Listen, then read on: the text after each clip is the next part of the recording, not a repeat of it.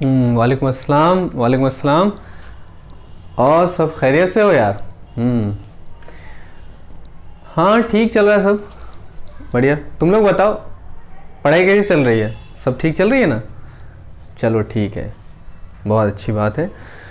तो देखो यार, हम लोगों ने सिलेबस की बात की है, सिलेबस की बात कर ली है। सिलेबस के अलावा हम लोगों ने कुछ सब्जेक्ट्स के नए पैटर्न और बहुत सारे सब्जेक्ट्स के पुराने पैटर्न की बात की है हम लोगों ने, है ना, कि पुराने पैटर्न किस तरह के हुआ करते थे 2022 तक।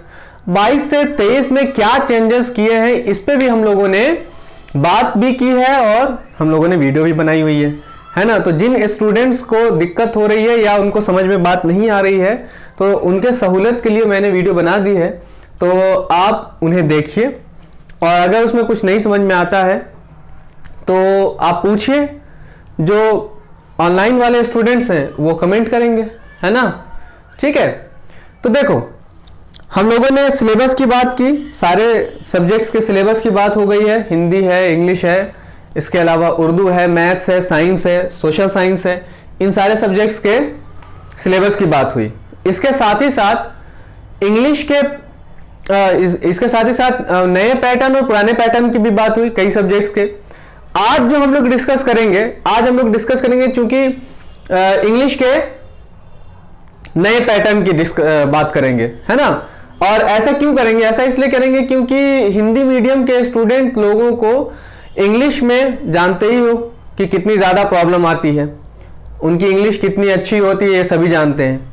और इसके अलावा बहुत हद तक उनको समझ में नहीं भी आती, समझ में आती ही नहीं इंग्लिश, क्योंकि टीचर भी कभी कभी ऐसे मिलते हैं उन्हें कि तब भी अगर अच्छे टीचर भी मिल जाते हैं तब भी उनको दिक्कत होती है ना। खैर वो सब तो एक अपनी जगह पे, लेकिन उन सब दिक्कतों को दूर रखते हुए, अलग रखते हुए हम लोग इसके पैटर्न की बात करेंगे, ताकि हम अपने पैटर्न को समझकर इसकी तैयारी बहुत अच्छी तरह से कर सकें, अपने टीचर से फिर कह सकें कि हाँ आप हमें इसमें ये बता दीजिए, वो समझा दीजिए। मतलब जहाँ भी डाउट्स हैं तो फिर डाउट हम लोग पूछने लगेंगे उनसे, है ना, या पूछेंगे। तो चलो बात करते हैं आज इंग्लिश के नए पैटर्न की, है ना। तो नए पैटर्न में हम लोगों को ये बात मालूम है कि बोर्ड ने क्या किया नए पैटर्न के साथ। नए पैटर्न में बोर्ड ने सभी सब्जेक्ट में 2 सेक्शन लागू किए हैं। ठीक है, 2 सेक्शन में सेक्शन ए जो है वो तुम्हारे ऑब्जेक्टिव पे बेस्ड है, यानी कि सेक्शन ए को ऑब्जेक्टिव बना दिया है, एमसीक्यूज रखा है। तो इसका मतलब यह है कि इंग्लिश के भी ऑब्जेक्टिव क्वेश्चंस हम लोगों को देखने को मिलेंगे सेक्शन ए में 20 क्वेश्चन ऐसे, है ना। ठीक है, 1 मिनट रुक जाओ यार।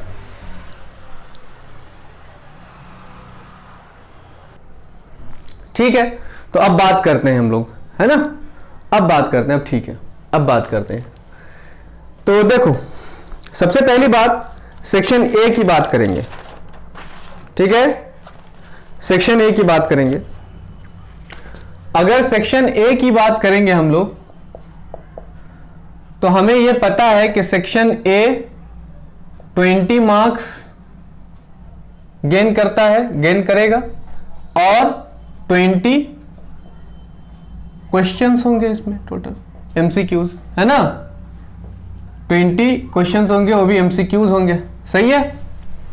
अब एमसीक्यूज होंगे, पर ये एमसीक्यूज किस तरह से पूछे जाएंगे, यानी कौन कौन से चैप्टर हो सकते हैं या कौन कौन सी टाइप्स हो सकती है जहां से ये क्वेश्चंस हमें, या कौन कौन से टॉपिक हो सकते हैं जहां से 20 क्वेश्चंस हमें देखने को मिलेंगे। ये बहुत इंपॉर्टेंट बात है। इसी बात को समझकर हम लोग अपनी इंग्लिश की स्ट्रेटेजी को बहुत ढंग से प्रिपेयर कर सकते हैं, बना सकते हैं, है ना। स्ट्रेटेजी बहुत अच्छी हम लोग बना सकते हैं, ठीक है, इस बात को समझकर।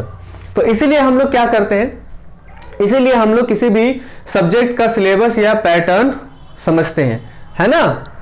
चलो ठीक है, देखो सबसे पहले जो क्वेश्चन नंबर 1 है ना, तो क्वेश्चन नंबर 1 नहीं हो, क्वेश्चन नंबर 1 से 3 तक, मतलब 1 से 3, ये 3 क्वेश्चंस होंगे ऐसे जो पैसेज के होंगे। एक पैसेज आएगा और इस पैसेज के 3 क्वेश्चंस होंगे, 1 2 3, और वो तीनों के तीनों कितने मार्क्स के होंगे? 3 मार्क्स के होंगे। मतलब 1 मार्क्स के 3 क्वेश्चन होंगे, है ना? 1 मार्क्स के कितने क्वेश्चन होंगे? 3 क्वेश्चन होंगे, तो टोटल कितने मार्क्स हो गए? 3 मार्क्स। मेरी बात समझ में आ रही कि नहीं आ रही? मतलब पैसेज को पढ़कर और उसके सवाल का जवाब देना आसान हो गया। दे सकते हैं, एमसीक्यूज है ना भाई, चूज करना है हमें, पढ़कर चूज करने में आसानी हो गई। फिर दूसरी बात, जो क्वेश्चन नंबर, फिर अब यहां से 4 से क्वेश्चन नंबर 8 तक, यानी 5 क्वेश्चंस है ना, 4 से 8 तक 5 क्वेश्चंस तुम्हारे ग्रामर पोर्शन से हैं। ठीक है, ये ग्रामर पोर्शन से हैं भाई, 5 क्वेश्चंस। और ग्रामर में कौन कौन सा टॉपिक है भाई? ग्रामर में कौन कौन सा टॉपिक है वो भी देख लेते हैं। मतलब ग्रामर के कौन कौन से टॉपिक से ये 5 क्वेश्चंस आएंगे, है ना? Parts of speech, tenses, articles, parts of speech, है ना, टेंसेस, ठीक है, टेंसेस, आर्टिकल्स, ठीक है, आर्टिकल्स, इसके अलावा reordering of sentences, spellings, reordering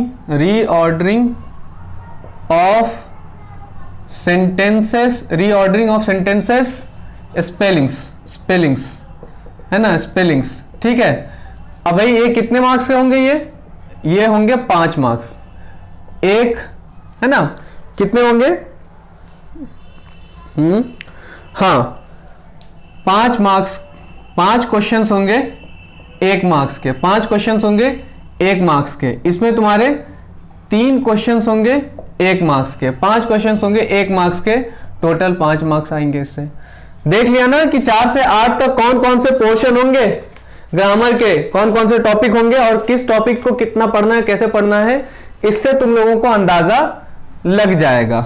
ठीक है, क्वेश्चन नंबर अब 9 बचा।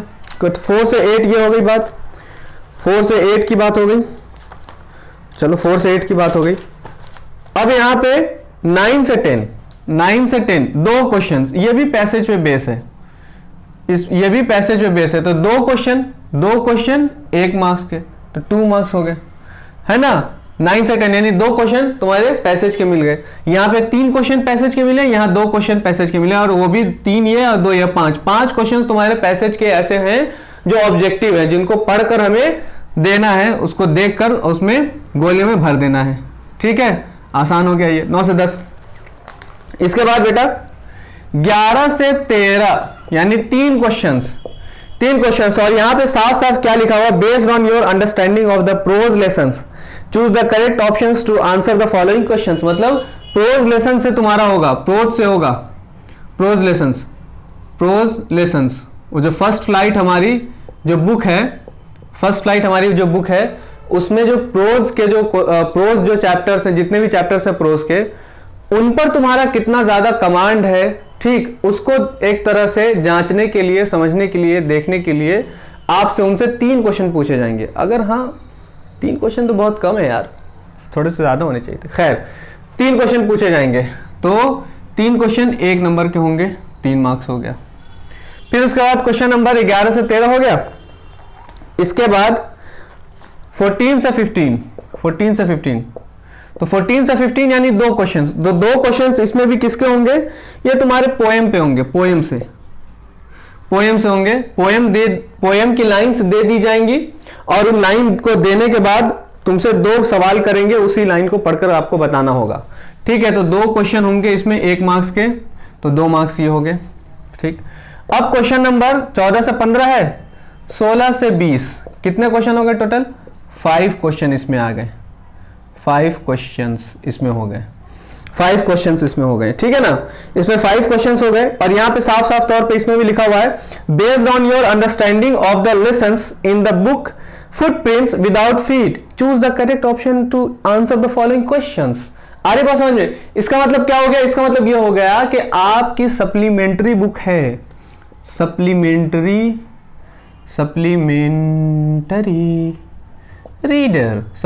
रीडर, इनमें जो चैप्टर्स हैं, 5 क्वेश्चंस आप समझ रहे हैं ना, 5 क्वेश्चन इससे पूछ रहे हैं, मतलब बहुत ज्यादा पूछ रहे हैं इससे। इसका मतलब यह है कि आपको इस पर अच्छा कमांड रखना पड़ेगा। आ रही बात समझ में?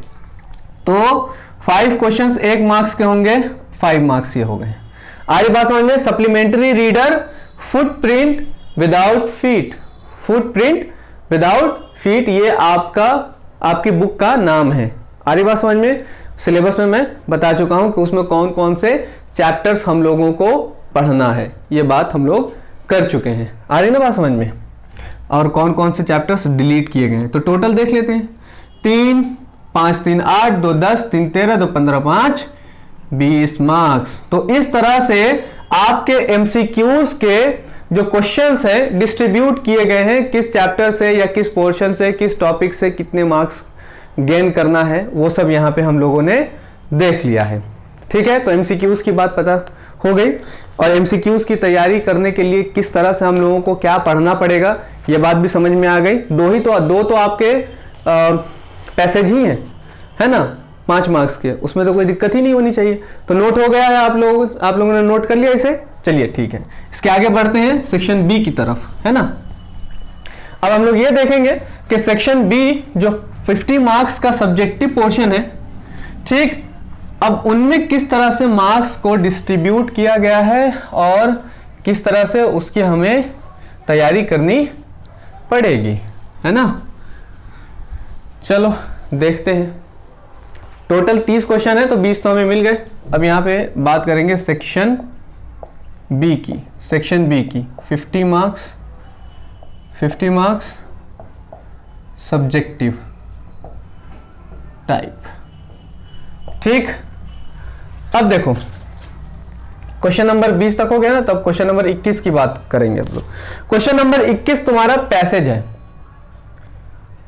है, और इस पैसेज में 4 क्वेश्चन होंगे, ए बी सी डी, और इसे किस तरह से डिस्ट्रीब्यूट किया गया इसमें मार्क्स 2 + 2 + 2 + 1।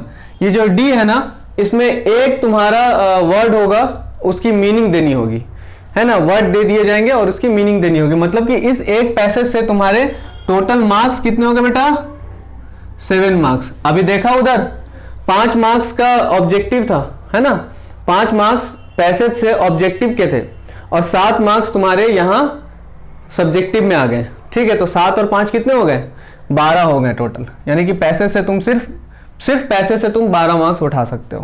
क्वेश्चन नंबर 21 22, ठीक है, 21 22। अब यहां पे है यार, इसमें any one of the following है, any one of the following. तो any one of the following है ना यार, any one of the following मतलब कि 2 में किसी एक को करना है तुम्हें। तो देखो क्या क्या है इसमें, write an application to your games और राइट अ लेटर। मतलब तुम्हें 2 बातें क्या क्या दी हुई यहां पे, एप्लीकेशन या लेटर।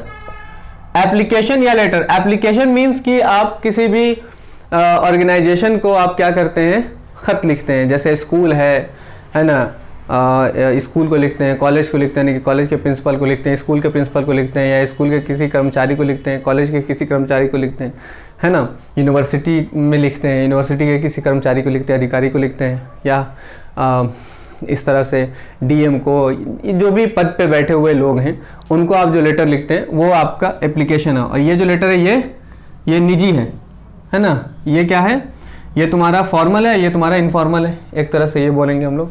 फॉर्मल मीन्स कि किसी भी संस्था को लिख रहे हैं, इनफॉर्मल जो निजी होते हैं, अपने अम्मी के पास, अब्बू के पास, भाई बहन, रिश्तेदार, फलां ढिमकाने के पास जो भी खत लिखते हैं। ठीक, तो इन दोनों में किसी एक को करना है। तो देखो ना यार, दोनों में किसी एक को करना है, मतलब एक है ये है कि या तो तुम लेटर तैयार कर लो या एप्लीकेशन तैयार कर लो, है ना। दोनों को तैयार करने की ज़रूरत नहीं है, चाहो तो कर सकते हो, लेकिन दोनों को तैयार करने की ज़रूरत नहीं है ना।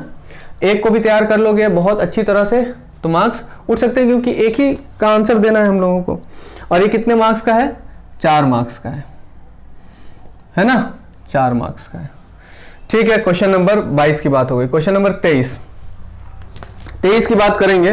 तो इसमें देख यार, 23 में भी एनी वन है, 23 में भी क्या है, एनी वन है। और ये भी एनी वन क्या है, आर्टिकल या डिस्क्रिप्टिव पैराग्राफ जो है ना।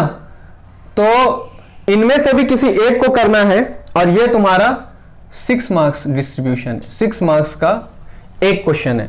आर्टिकल करो या पैराग्राफ करो, इसका मतलब है कि ये कह रहे हैं कि आर्टिकल तैयार करो यानी आर्टिकल याद करो, या आर्टिकल को बहुत अच्छी तरह से कमांड में ले लो, या पैराग्राफ को ले लो, तो किसी एक को करना है तैयार।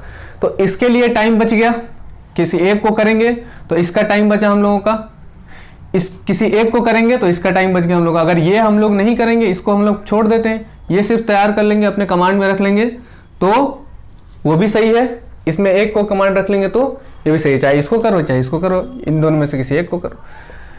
ठीक है, 24। तो मतलब इन दोनों को अगर मिला दोगे तो 10 मार्क्स के क्वेश्चन है, और 10 मार्क्स ये और 7 मार्क्स तुम्हारे ये पैसेज, 10 और 7 17, 17 मार्क्स तो तुम्हारे इन्हीं से आ गए अगर बहुत अच्छी तरह से इसकी तैयारी हो गई तो।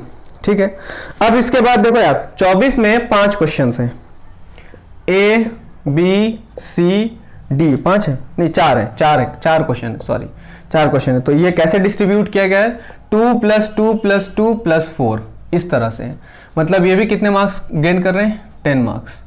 अब देखो ये जो 10 मार्क्स गेन कर रहे हैं ना, ये पोर्शन कहाँ से आया है, ग्रामर से, ग्रामर से। आई बात समझ में? तो ग्रामर में क्या क्या तुम पढ़ोगे जिससे तुम 10 मार्क्स लेकर आ सकते हो, ये जो क्वेश्चन है। तो ये इसमें है तुम्हारा नरेशन, नरेशन मतलब डायरेक्ट इनडायरेक्ट, वॉइस यानी एक्टिव वॉइस पैसिव वॉइस, और है तुम्हारा, और एक है तुम्हारा पंक्चुएशन। पंक्चुएशन, पंक्चुएशन का मतलब कि कहाँ पे कॉमा लगेगा, है ना, कहाँ पे कॉमा लगेगा और कहाँ पे क्वेश्चन मार्क लगेगा, कहाँ पे क्वेश्चन मार्क लगेगा, कहाँ पे फुल स्टॉप लगेगा। ठीक है, इसी तरह से क्वेश्चन मार्क कहाँ लगेगा, इस तरह की बातें तुम्हें पंक्चुएशन में पढ़ना होती हैं। ठीक, तो और जो 4 मार्क्स जो गेन करने वाला है वो कौन है, ट्रांसलेशन, हिंदी से इंग्लिश तुम्हें बनानी है। 24, क्वेश्चन नंबर 25। अब देखो 25 जो है, 25 में 2 क्वेश्चन है, A B, 25 में 2 क्वेश्चन है और इन 2 क्वेश्चंस का आंसर तुम्हें लिखना है। आंसर तुम्हें लिखना है कितने वर्ड्स में लिखना है, 30 to 40 वर्ड्स, 30 to 40 वर्ड्स। और ये मार्क्स कितने गेन करने वाले हैं, है ना, 2 क्वेश्चन 3 मार्क्स गेन करने वाले हैं, 3 मार्क्स। ठीक है, 2 क्वेश्चंस 3 मार्क्स गेन करने वाले हैं। तो इसको ऐसे लिख लेना, 3 + 3 = 6। ठीक है, 3 + 3 = 6। क्वेश्चन नंबर 26 कितने मार्क्स, मार्क्स छोड़ो, क्वेश्चन कितने हैं इसमें, 26 है, any one question, any one question का आंसर देना है, एनी वन क्वेश्चन इसका आंसर देना है। ठीक है, 60 वर्ड्स में, 60 वर्ड्स, इसमें 30 to 40 वर्ड्स, इसमें 60 वर्ड्स, ये 4 मार्क्स है। ठीक है, ये 4 मार्क्स है। इसके बाद क्वेश्चन नंबर 27 में तुम्हें 4 लाइन की कोई एक पोएम लिखनी है, या तुम्हें पोएम से कोई एक क्वेश्चन दिया जाएगा, उसका आंसर देना है। ठीक है, पोएम से किसी एक पोएम से कोई एक क्वेश्चन दे दिया जाएगा, उसका आंसर दो, या पोएम लिखो, दोनों ही ऑप्शन है, चॉइस है तुम्हारे लिए। तो बेहतर यह है कि पोएम याद कर लो, 4 लाइन की 3 पोएम याद कर लो, तो वो ज्यादा अच्छा रहेगा।